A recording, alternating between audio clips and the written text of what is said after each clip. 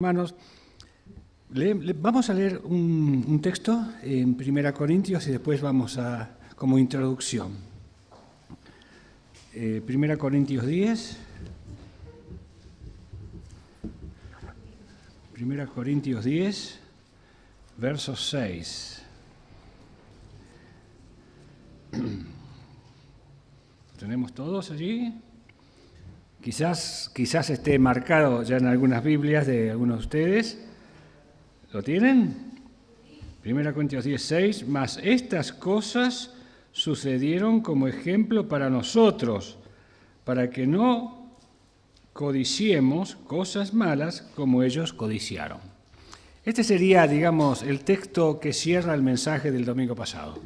¿Se acuerdan? ¿Qué pasó? ¿Se acuerdan? A ver, vamos a ver si estuvieron prestando atención. ¿Qué pasó el domingo pasado? La historia, sí.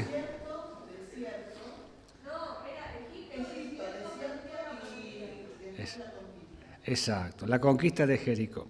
Ustedes saben que, bueno, este está refiriendo el apóstol Pablo a las experiencias del pueblo de Israel. Justamente habíamos tratado anteriormente la experiencia de la vida de Sansón.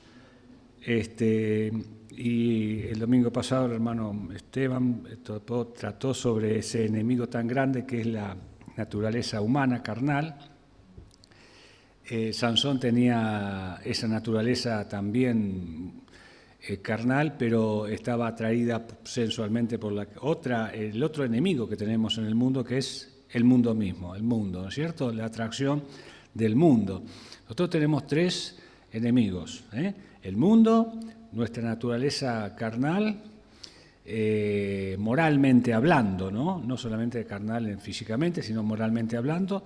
¿Y el otro enemigo cuál es? Satanás, implacable. A esto se le llama la Trinidad de la iniquidad, oponiéndose a la de Dios, que es Dios Padre, Espíritu y el Señor Jesucristo. Los que se oponen al Padre es el mundo, ¿no? Los que se oponen a la carne, al Espíritu de Dios es la carne, la naturaleza humana.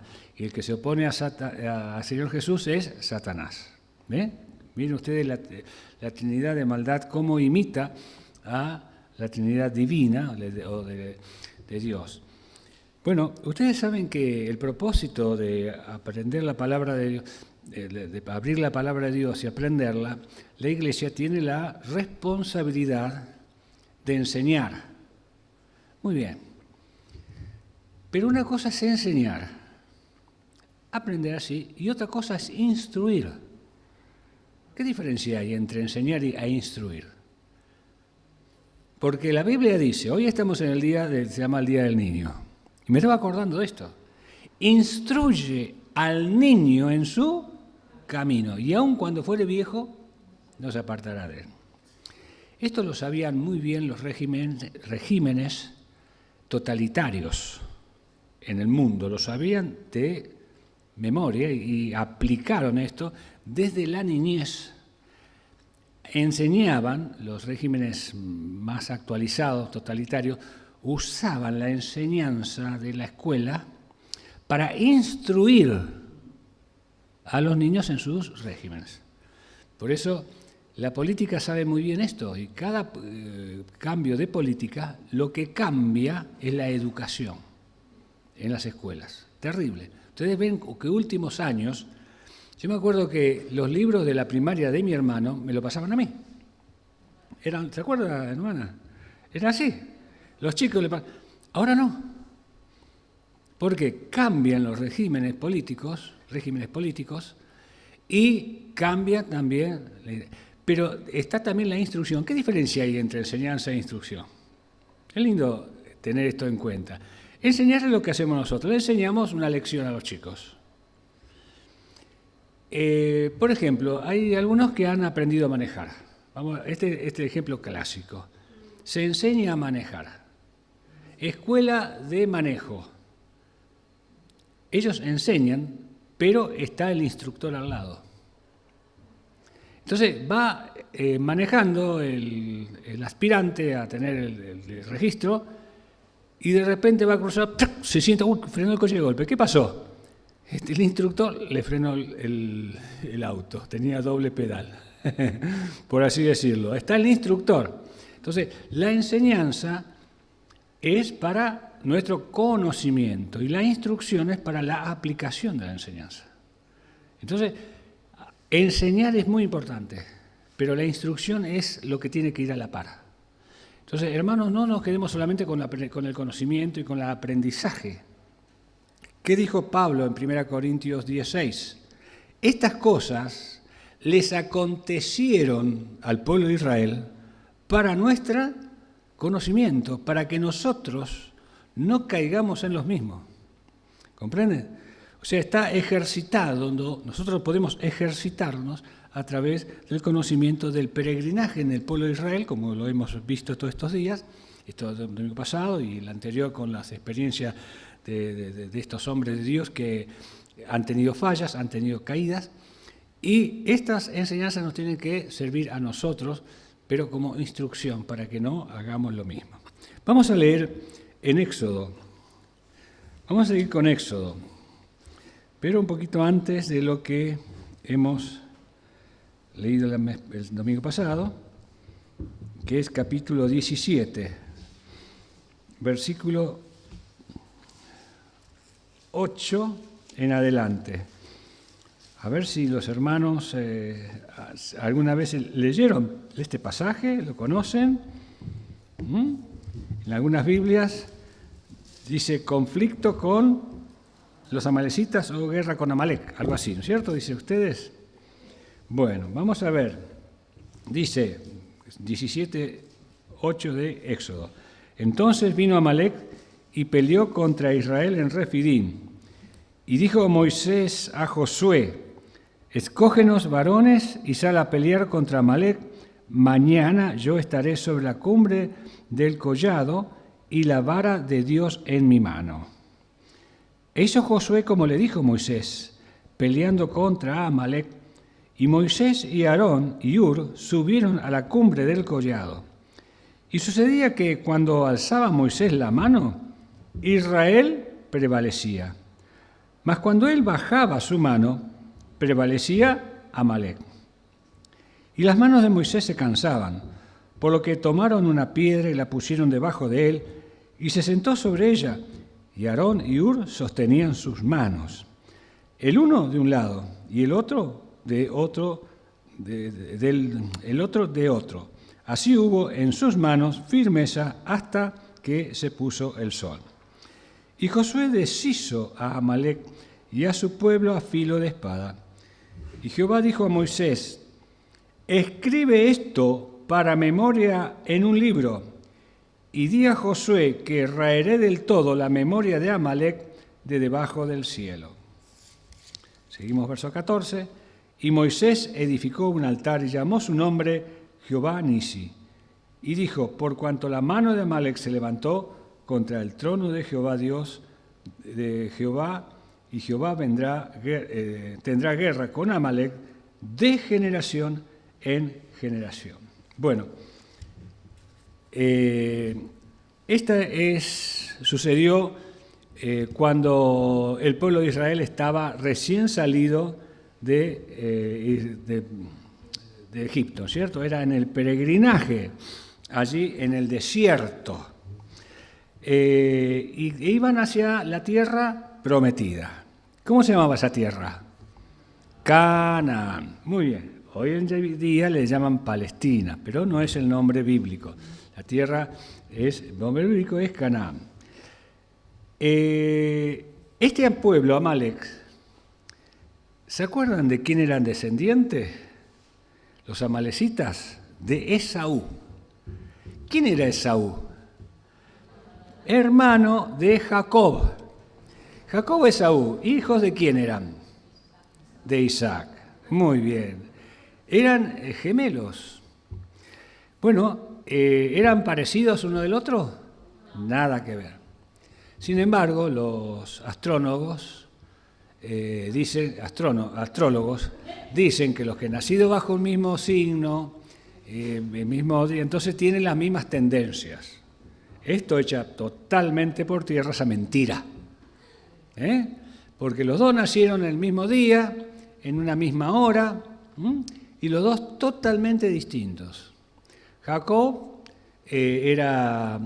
buscaba las promesas de Dios, mientras Esaú las despreciaba. Así que Esaú era el padre de los amalecitas. Así que ya habían pasado muchos años. Recuerdan ustedes que Israel estuvo 400 años en Egipto, ¿verdad? Y ya habían pasado esos años y los hijos de Esaú se habían multiplicado en el desierto. Eran nómades. Y ellos vivían, los amalecitas, del pillaje, como los piratas hoy en día, comerciando de esa manera. Se habían acostumbrado, tenían la idiosincrasia, la forma de Esaú. Así que eran los enemigos primeros que tuvieron el pueblo de Israel, después de salir de Egipto. El enemigo que tuvo allí fue el mismo Egipto, el mismo faraón, que era una figura de Satanás, ¿no? Cuando cruzó el Mar Rojo, allí dijeron, bueno, ya estamos tranquilos, Satanás quedó ahí atrás, listo, estamos en el desierto. ¿Qué les pareció? ¿Fue así? Ahí empezaron otras pruebas. Satanás quedó atrás, pero Satanás tiene sus emisarios.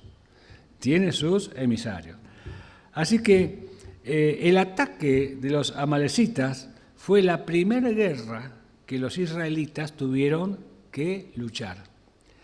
Hasta ese momento Dios se había provisto a Israel de todo lo que necesitaba. ¿Qué tuvo que hacer Israel en Egipto para ser libres? Nada.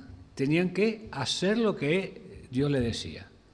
La última plaga de las 9 o 10 que estuvieron en Egipto fue la de los primogénitos, y ustedes saben que tenían que poner la sangre en los dinteles de sus casas. Cuando iba a pasar el ángel destructor, cuando vieras, no tenían más que obedecer, no tenían que hacer nada. Pero ya cuando cruzaron allí el Mar Rojo, inmediatamente después tuvieron los enemigos naturales propios, que era el desierto. El desierto no hay agua, en el desierto no hay alimento para una multitud de millones de habitantes como eran ellos, no se suponen que eran 6, 7 millones en total, con niños y mujeres. ¿Y qué había para el desierto? Para ellos, nada. Y lo primero que hace falta en el desierto, ¿qué es? Agua. Se encontraron con la dificultad, entonces comenzaron a murmurar contra Moisés. Dios le proveyó en Mara, ¿se acuerdan ustedes? Donde encontraron agua, fueron a tomar, estaba amarga. Y el Señor le habló a Moisés diciéndole, bueno, tira un árbol sobre el agua que se van a endulzar. Los gnósticos o los críticos de la Biblia dicen que esa madera tenía alguna propiedad salutífera que seguramente ellos desconocían y ¡pum! No, porque esa agua sigue amarga todavía, si se va a ese lugar. No se curó. Era el milagro de Dios, fue una intervención directa de Dios.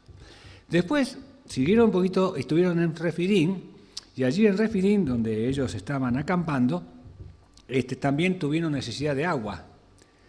Y había una peña que se llamaba Oreb, la peña de Oreb. Entonces Dios le dijo a Moisés, bueno, porque ellos murmuraron, tuvieron rencillas allí en Refidim, y contra Dios, contra Moisés, y ¿para qué nos sacaste? Y todas esas cosas como hemos escuchado ya. Y el Señor le dijo, hiere la peña y saldrá agua. Salió agua y bebió todo el pueblo. Muy bien. Así que se saciaron, la famosa roca de Oreb. Así que la queja del pueblo hizo que Moisés a ese lugar que se llamaba Refidim le cambiara el nombre. Le puso Masha y Meriba. Si ustedes ven en su Biblia, Masha significa tentación y Meriba rencilla. porque tentaron a Dios y hubo rencilla contra Moisés y contra Dios. Así que esto fue apenas saciada la queja del pueblo, fue saciada a través de este milagro maravilloso, estando en Refidim. Y allí, en ese mismo lugar, ya cuando el pueblo estaba saciado, estaba tranquilo, confiado, viene Amalek, los amalecitas. De sorpresa aparecieron. Esto nos enseña una cosa. Cuando nosotros nos disponemos a servir al Señor, después de esas primeras pruebas que el creyente tiene después de haber pasado la experiencia de la salvación, inmediatamente aparece el enemigo. Esto es normal, común. Siempre va a aparecer el enemigo. Siempre va a haber oposición. No le quepa. Si no hay oposición, desconfiemos de nosotros mismos porque algo estamos haciendo mal. Porque quiere decir que el enemigo, ese Satanás implacable, no está preocupado. Porque él conoce nuestro andar, nuestro sentir, nuestra forma, y si no hay oposición, algo pasa. Así que ustedes fíjense, para no dar ejemplos personales, vamos a dar el ejemplo del Señor Jesús cuando Él fue bautizado. Apenas el Señor Jesús fue bautizado, comenzó su ministerio público. Hasta ese momento, el Señor era librado de una manera, desde su nacimiento, fue librado de una manera maravillosa sin que Él interviniera. Pero ya cuando Él fue a hacer su ministerio público, fue bautizado, el Espíritu de Dios vino de una forma poderosa, o sea, manifiesta al hombre. No es que Él no tenía el Espíritu de Dios, porque Él era Dios mismo. Jesús es Dios. Por lo tanto, aquel bautismo que tuvo que cumplir el Señor Jesucristo a través de Juan el Bautista, no vamos a hacer un estudio sobre el bautismo en este momento, pero sabemos que fue para cumplir toda ordenanza de Dios. Fue para cumplir la ley de Dios, lo que Él ya mismo había estado establecido en el Antiguo Testamento. Y también para señalar quién era el Mesías, que Juan no se daba cuenta quién era, porque había una multitud que venía al río Jordán a ser bautizado. Y él desconocía quién sería, porque era un hombre común, era un judío común y corriente el Señor Jesús. Por lo tanto, Juan tuvo que tener una visión especial de quién era el Mesías. Entonces el Señor le reveló a Juan, de una manera que las Escrituras no nos dice cómo, pero evidentemente la persona de Dios, el Espíritu de Dios, le dijo a Juan: cuando vieres descender el Espíritu de Él como figura, como una paloma sobre esta persona, ese es mi Hijo amado, en quien tengo complacencia. Así fue la voz que se escuchó en el momento que el Espíritu Santo del Señor, de Dios, cayó sobre él, que ya tenía el Espíritu. Pero ¿qué es lo que recibió el Señor Jesucristo en el bautismo? Recibió todas las facultades de ese poder para poder manejarlo, y eso fue algo terrible. Los hombres y la multitud que estaba alrededor para bautizarse junto, escuchó la voz, por primera vez escuchó esa voz audible. Entonces todos quedaron admirados. Entonces el Señor Jesús se retiró al desierto. Fue algo, el peso de toda esa responsabilidad, de todo eso que el Señor sabía que tenía que cumplir, porque Él lo sabía desde niño. A los 12 años sabía. A los 12 años sabía que Él era el Mesías. ¿No sabéis que en la casa de mi Padre, en los negocios de mi Padre es necesario estar? ¿Se acuerda que le respondió eso a María y a José cuando lo fueron a buscar al templo? Porque no lo encontraban cuando fueron a la Pascua. O sea, Él sabía eso. Pero recién a los 30 años, Él recibió esa carga para manejar esos poderes que manifestara así al pueblo de Israel que Él era el Mesías. Entonces se retiró al desierto. Siempre guiado por el Espíritu de Dios, del Padre. Y dice que fue llevado al desierto. ¿A qué? A meditar, a orar, a tener esa comunión íntima con su Padre durante 40 días. Satanás, desesperado, se acerca a él y comienza a tentarle. ¿Podía el Señor Jesucristo caer? ¿Podía tambalear? En absoluto. En absoluto. Satanás, que no se las sabe todas, él cree que se las sabe todas, sabe mucho más que nosotros. Por eso tenemos que cuidarnos, tiene mucho más poder que nosotros. Pero ¿sabe más que el Señor? Imposible. ¿Podía él, Satanás, hacer que Jesús dudara y se resistiera y dijera, no voy a hacer esto? No, por favor. Él no lo movía la tentación. A él no le hacía mella la tentación como nos puede hacer a nosotros, que nos debilita, nos hace caer, nos hace dudar y muchas veces nos hace caer. A él imposible. ¿Puede alguien tentar a Dios y hacerlo caer a Dios? Claro, uno me dice, ya se lo comenté en otra oportunidad, la única diferencia es que él no tenía pecado. Flor de diferencia, casi nada. Además, él tenía, no el Espíritu, él era Dios mismo. Él era Dios mismo. Fue concebido sin intervención de varón. ¿Qué les parece? ¿Poca diferencia? El único que podía hacer eso era el Mesías o el Cristo. Así que, fíjense, en la figura del Señor Jesús tenemos nosotros representada nuestra personalidad en cierta medida cuando queremos servir al Señor. Seguramente va a haber tentación. Así que es común, es normal que pasemos por esa experiencia tremenda que es la tentación satánica. De manera que allí no nos sorprenda, por supuesto, como dijimos, que esto nos ocurra a cada uno de nosotros. Bueno, la segunda lección que aprendemos acá.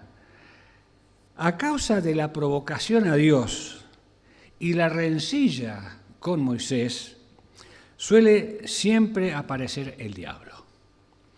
¿Cuándo aparece el diablo entre los suyos? Pablo escribe a los Efesios, airaos, pero no pequéis. No se ponga el sol sobre vuestro enojo. Dos formas de provocar al diablo es tentando a Dios y cuando hay rencilla entre hermanos. Ahí aprovecha.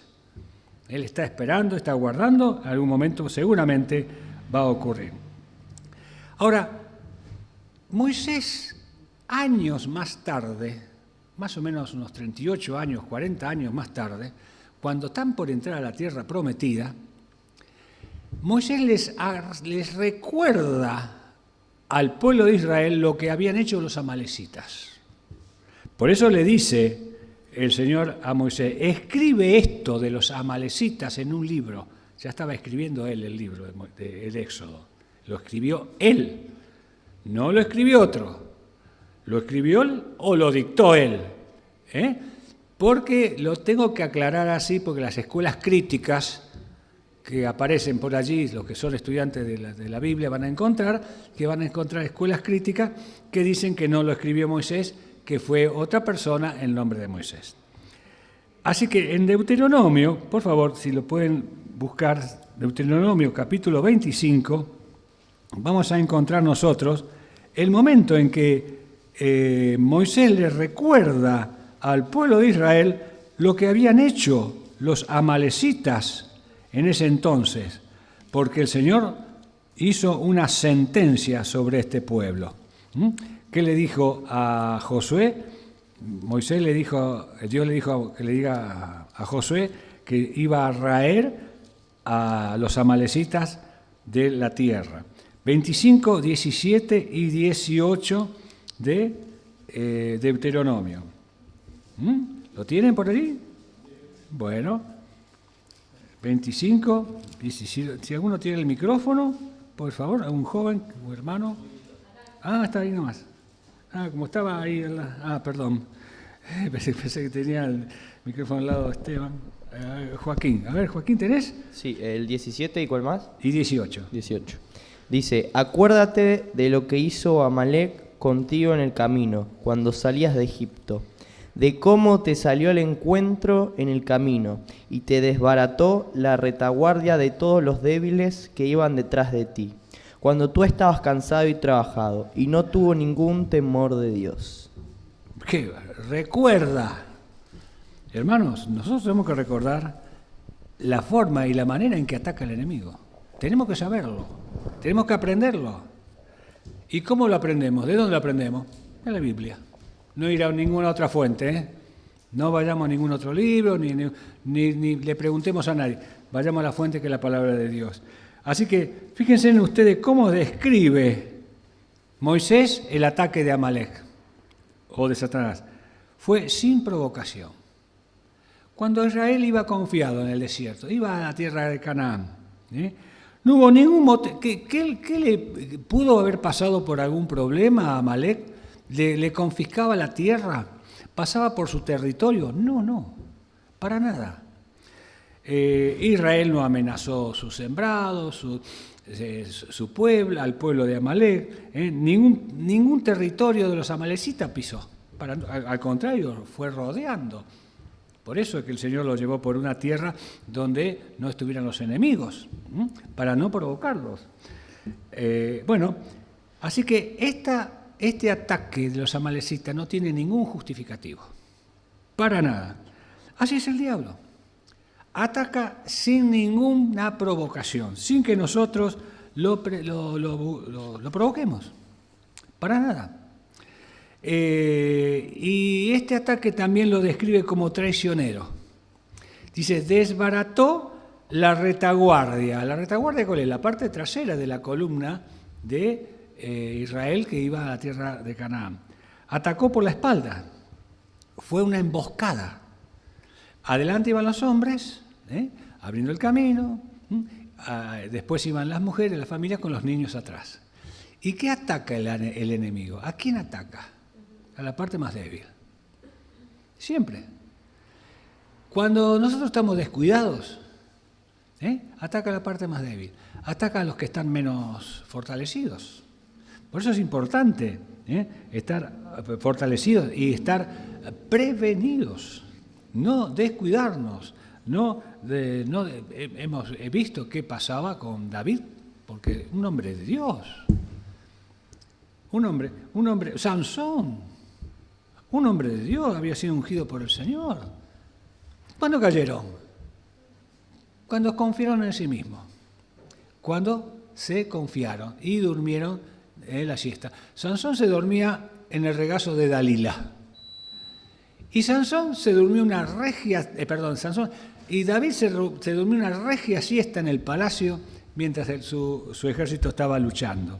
Así que acá en el caso de Amalek simplemente atacó porque se le dio la gana, porque odiaba al pueblo de Israel. Lo odia por... Así, esta es una ilustración como hace el diablo en contra de los hijos de Dios. Por eso, 2 Corintios 2, 11 dice, para que Satanás no gane ventaja alguna sobre nosotros, pues no ignoramos sus maquinaciones. No debemos... Otra cosa que Satanás hace es no tiene misericordia. Él no viene a robar, llevarse lo robado. Él no viene a llevarse el celular, sale corriendo. No, él viene a robar, destruir y matar. O sea, aniquilar. No se conforma con robar solamente la paz, la tranquilidad al creyente, el servicio. No se conforma. Hasta que no lo ve en el suelo, no va a parar. Esta es la descripción de Satanás y de sus propósitos. Por eso en Juan 18, 10 dice el Señor que el ladrón no viene sino para hurtar, destruir y matar. Satanás busca hacer el daño más grande posible y con eso, por supuesto, debilitar la obra de Dios. Quita la paz, la felicidad, como dijimos, hasta llega a enfermarnos. Puede deteriorar nuestra salud. Puede hacerlo hasta que Dios se lo permita. Dios le da, miremos el caso de Job. Job tuvo que ir a pedir permiso al Señor. Satanás tuvo que ir a pedir permiso al Señor para para que Job pasara por las pruebas que pasó. Satanás tuvo que presentarse delante del Señor y pedir permiso. Eso es por algo está establecido en la Biblia, este libro tan maravilloso. Y Dios se lo permitió, pero no toque su vida. En algunos casos puede ser que toque nuestra vida. Pero como dijo David en uno de sus salmos, aunque ande en valle de sombra o de muerte. ¿Cuál es ese valle de sombra? La muerte misma. No temeré mal alguno, porque tú me trasladarás más allá de esta vida. Qué tranquilidad y qué seguridad. Así que el propósito de Satanás, ¿cuál es? Quiere que todos nosotros estemos condenados junto con él. El creyente no puede, pero el hombre del mundo sí. Lo aísla, lo aparta de la palabra de Dios, le trae pensamientos torcidos, usa al mundo, usa la propia naturaleza caída del hombre para hacerlo caer y no escuche la palabra de Dios. Y los creyentes estamos propensos a esa misma situación cuando estamos débiles. Por eso es que hay tanto éxito, entre comillas, de Satanás entre los hermanos. Porque él está en la iglesia, está abocado para hacer caer al pueblo de Dios. Él ataca a los más débiles, a los más viejitos, a los más... ¿Cómo hacen las fieras en el campo para alimentarse? Cuando ven al ganado, ¿a quién atacan? A los más rezagados, siempre a los más débiles. Así hacen las fieras carnívoras. Así que los que nos alimentan, los que nos instruyen, los que no oran o no leen la palabra de Dios, los que no asisten a la congregación, todo eso. Y vienen pensamientos. Yo voy a ir a la iglesia, yo voy a ser mejor creyente porque vaya a la iglesia. Es el pensamiento del diablo. Sí, vas a ser mejor creyente porque te vas a fortalecer. Pero, ¿qué? Yo tengo que ir a la iglesia leyendo todo el día y orando todo el día. ¿Qué? ¿Dios me quiere esclavizar? Mentira del diablo. Todas esas son mentiras del diablo. ¿Y nosotros por qué? Porque nos descuidamos, nos dejamos de alimentar, dejamos de leer la palabra de Dios, dejamos de leer sus instrucciones, su enseñanza y caemos. Así que, hermanos, allí ¿qué pasa cuando el creyente, fíjese, ahí dice, era alevoso, porque dice, cuando tú, a Israel, fíjese que habla en forma singular a la multitud, cuando tú estabas cansado y trabajado. Hermanos, llega un momento en que en la vida el Hijo de Dios se cansa. No se cansa de las reuniones, no se cansa de la palabra de Dios, no se cansa de las conferencias, pero hay un momento de debilitamiento, hay un momento de cansancio, hay un momento, tengamos cuidado. Ese es el momento en que allí el alevoso, el desleal, que es Satanás, ataca. Así que tengamos mucho cuidado cuando estamos cansados. No nos cansamos, como dije, del Señor, ni de los demás, ni de la iglesia, pero sí estamos, y no tampoco del servicio, porque estamos a veces tanto en el servicio que estamos acostumbrados, queremos servir más y mejor, pero llega un momento que podemos cansarnos. Así que, y en ese momento viene el primer síntoma, que es el desaliento. El desaliento, a veces hay un poco de tristeza porque no vemos los resultados que quisiéramos ver. No vemos lo que nosotros hacemos. No vemos. Entonces, claro, pensamos en nosotros en cierta medida, en lugar de pensar que la obra es una lucha espiritual entre Dios y Satanás, constante y permanentemente, atrás nuestro. Si nosotros tuviéramos a Elías, o Eliseo era que tenía a Gesie como ayudante, y nos abriera los ojos para ver la multitud de huestes celestiales que están atrás nuestro para cuidarnos de las huestes de maldad. No la vemos, pero no hace falta que la veamos. ¿Por qué? Porque la iglesia ha sido puesta por fe. Por eso es que nosotros tenemos que tener conocimiento e instrucción de todo el Antiguo Testamento, porque ha sido escrito para nuestro conocimiento. Así que tengamos por fe y estemos firmes y constantes, orando y velando, como dijo el Señor Jesús. Ahora, y vienen las preguntas. Si Dios es bueno, ¿por qué pasan las cosas que pasan? Mentira de Satanás. Cosas así, y nos hace dudar. El ataque es siempre inesperado y sorpresivo. Pero fíjense lo que dice a Moisés, volvamos allí a Éxodo 17:9, le dice Moisés a Josué: escógenos varones y sal a pelear. La primera vez que el pueblo de Israel tiene que luchar y tomar las armas. La primera vez, hasta ahora no. El Señor los había librado en forma milagrosa e instantánea. Esta también iba a ser un milagro. Pero Israel tenía que participar de la victoria. El Señor nos hace partícipe de su victoria. Así es que Él dice, escógenos varones y sal a pelear. Así que Moisés ordenó prepararse para la batalla. Él tenía 120 años, menos 100 años, ¿no? o 80 y pico de años. Él no estaba para la batalla, el que estaba para la batalla, el campo de batalla era Josué. Muy bien, con sus varones, allí estaba. Ahora, ¿qué estrategia militar usó Josué? ¿Qué estrategia militar le indicó Moisés? ¿Cuál fue la estrategia militar para tirar la muralla de Jericó? Caminar. Caminar, ¿y esto qué hacen acá? Claro, a los de Jericó les debe haber trabajado la cabeza, ¿no? ¿Qué hacen estos locos dando vueltas? En algún momento estos tienen un arma secreta. Entonces, y lo que pasa, dicen los críticos, que el pisoteo de miles de millones de personas, miles de personas, hizo que las murallas se aflojaran. Y la última vez, 7 vueltas, solamente los levitas.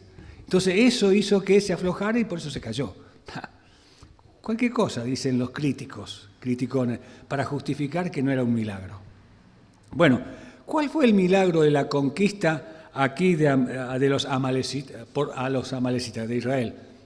¿Cuál fue el milagro? Miren lo que le dice Moisés. Yo subiré al collado, allí en Horeb, y estaré con la vara de Dios. ¿Cuál era la vara de Dios? El cayado que tenía cuando el Señor lo llamó en el desierto de Sin, allí, cuando estaba con su suegro, para la zarza ardiente, él tenía un cayado, ¿no? Ese cayado era la vara de Moisés. En ese tiempo. Ahora se transformó en la vara de Dios. Fíjense los talentos que Dios nos da, naturales, propios, lo que tenemos, usarlos para el Señor. Entonces lo traspasó, ya fue la vara de Dios, lo traspasó para el Señor. Y dice, Moisés dijo, estad quietos y ved la salvación de Jehová, le había dicho cuando cruzaron el Mar Rojo. Ustedes estén quietos cuando vean a los egipcios de atrás. Estén quietos y ustedes crucen el Mar Rojo, estén quietos. Ahora no. Ahora tenían que estar activos. Es el momento de asumir un rol activo. Y dice, sal a pelear con Amalek. Ahora había que salir a pelear, no había que estar quieto. No había que estar en casa ahí tranquilo. Bueno, en la vida cristiana puede ocurrir algo muy similar. Al principio Dios toma, como dijimos, el control, sin intervención de los suyos, pero luego que ya Israel tuvo experiencia de lo que Dios es, y lo que Dios hace, entonces sí, ahora tenía que asumir la responsabilidad de tomar así ese compromiso, ese trabajo, esa responsabilidad de salir a pelear. Y no debemos ser tolerantes con el enemigo. No debemos ser tolerantes. Contra el pecado no debemos ser tolerantes. Y bueno, a veces soslayamos y minimizamos la actitud del pecado en uno más que en otro. Cuando hacemos lo que hacen otros, que los criticamos, lo hacemos nosotros, lo justificamos. No. No pide otra cosa que asumamos un rol activo y agresivo contra aquello que sabemos que está en contra de la voluntad de Dios. Y no resignémonos ante el avance del mal. El mal va a seguir avanzando, porque este mundo va a seguir avanzando. No nos resignemos pensando que, bueno, esto va de mal en peor. Yo lo he dicho varias veces, lo he dicho. Esto va a ir de mal en peor, ¿verdad? Pero eso no es un argumento para decir, bueno, ¿qué va a ser? Ya pasó y bueno, nos quedamos acá. No, hay que luchar, hay que predicar la palabra de Dios más que nunca. No menos, más que nunca. No siendo espectadores. Ahora Israel ya no tenía que ser espectadores. Tenían que ser, ¿qué cosa? Actores. Actores. Pablo le dice a Timoteo, tú pues sufre penalidades como buen soldado de Jesucristo o como buen ministro de Jesucristo. Le dice Pablo después en esa misma epístola, que es el 2 Timoteo, Pablo dice de sí mismo, yo ya he peleado la buena batalla, he acabado la fe, he guardado la promesa. Ahora, Timoteo, te toca a vos, porque ya mis años ya llegaron al final. Y Romanos, Pablo le escribe a los romanos diciéndole, la noche está avanzada, se acerca el día, desechemos pues las obras de las tinieblas y vistámonos las armas de la luz. No porque estemos al final de la carrera, quiere decir que ya tiremos la toalla. No, al contrario, tenemos que procurar usar hasta el final la vestimenta del soldado cristiano. Efesios capítulo 6 está la vestimenta del soldado cristiano. ¿Se acuerdan? La coraza, el pectoral, la espada, el calzado de la fe. Y esa figura del soldado protegido, ¿saben quién es? Jesucristo mismo. Él es esa defensa. Por eso dice, revestíos de Jesucristo en otra porción. Así que fíjense ustedes que mientras Josué luchaba sin una estrategia, ¿qué armas tenían? No sé, alguna espada tendrían, pero eran palos, eran herramientas de madera prácticamente, porque no era un ejército formado, no tuvo instrucción militar Israel contra Amalek. ¿Cuál fue el secreto de la victoria? ¿Cuál fue? La oración. La oración. Moisés estaba en el collado, pero, atención, Moisés estaba en el collado, pero Josué tenía que luchar. O sea, uno y el otro. No hay que desestimarlo, porque si Moisés estaba solo y Josué estaba solo, ambos perdían. Entonces, ambos, en el collado, ¿qué hacía Moisés? Con la mano levantada. Era un símbolo de la oración. Pero llega un momento que se cansaba Moisés, porque la lucha duró todo un día prácticamente, hasta el amanecer del otro día. Moisés se cansaba. Cuando se cansaba bajaba la mano. Y cuando bajaba la mano Moisés, ¿qué pasaba? Prevalecía Amalek. Entonces se dieron cuenta y vino Aarón y Hur y le sostuvieron la mano. Así que estuvo ayudante. Tenía que ser más de uno para eso. Estuvo ayudante. Así fue que luego se deshizo a Amalek, lo vencieron, y Josué ganó la lucha en el campo de batalla, por supuesto, el pueblo de Israel. Así que Amalek fue derrotado, pero no fue vencido del todo. Quedaron. Y recién, cuando el pueblo de Israel tuvo rey, recién allí hubo nuevamente otro encuentro con los amalecitas. ¿Cómo se llamaba el primer rey de Israel? Saúl. Saúl recibió la orden de Dios a través de Samuel que tenía que aniquilar a los amalecitas. ¿Por qué? Porque sabía lo que eran los amalecitas. Era un permanente hostigamiento hacia los pueblos de Israel. ¿Qué hizo Saúl, el rey Saúl, con los amalecitas? perdonó a gran parte del pueblo. O sea, la riqueza, al rey lo mató, que era Agag. Era un título, Agag. Lo mató. Pero el resto, muchas cosas que a él le parecieron, se la trajo. Y la orden que tenía Saúl era de aniquilar todo, porque era un pueblo totalmente idólatra. Un pueblo que hacía caer al pueblo de Israel permanentemente. ¿Eso qué nos habla? Que al enemigo hay que desterrarlo totalmente. No tenemos que dejarle una porción de su intervención. Y no lo hizo. ¿Y saben qué le costó a Saúl esa desobediencia? El reino. Entonces Dios eligió a David por la desobediencia.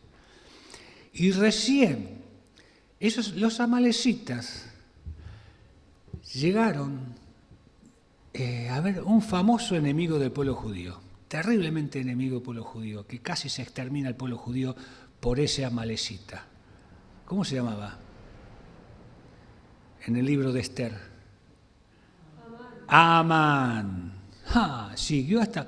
Si Saúl hubiera desterrado a los amalecitas del centro, Amán no hubiera estado. ¿Qué les parece? Era Agag. Mardoqueo era de los agagueos, que eran los amalecitas. Llegó hasta ahí. Recién ahí se eliminó al pueblo, pero fíjese todo lo que pasó el pueblo de Israel por no haberlo aniquilado antes a Agag. Así pasa con Satanás. Cuando nosotros le damos un poquito de lugar y no los desterramos del todo, no sacamos ese pecado que tenemos del todo, ¿qué pasa? Nos va a seguir hostigando y en algún momento nos va a seguir haciendo caer. Así que, queridos hermanos, como conclusión, la lucha espiritual es constante.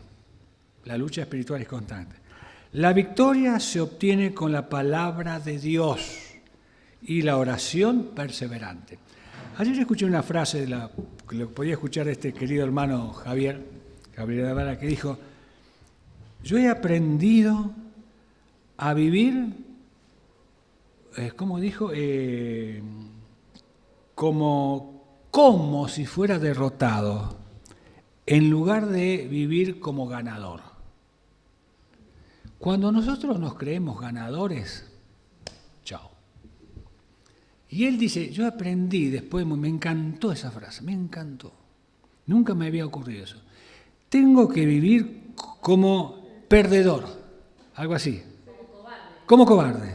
Prefiero que me tomen como cobarde y no como ganador. Porque la autoestima, y ahí es cuando caigo. Así que, queridos hermanos, vivamos con ese perfil bajo. No importa que el mundo crea que somos cobardes. Una vez pasó así con dos creyentes que estaban juntos. Dice, pero vos tenés que... Eran jovencitos, estaban en la escuela secundaria. Vos tenés que vivir así, vos tenés que vivir así. Y el otro dice, mirá, vamos a hacer una cosa.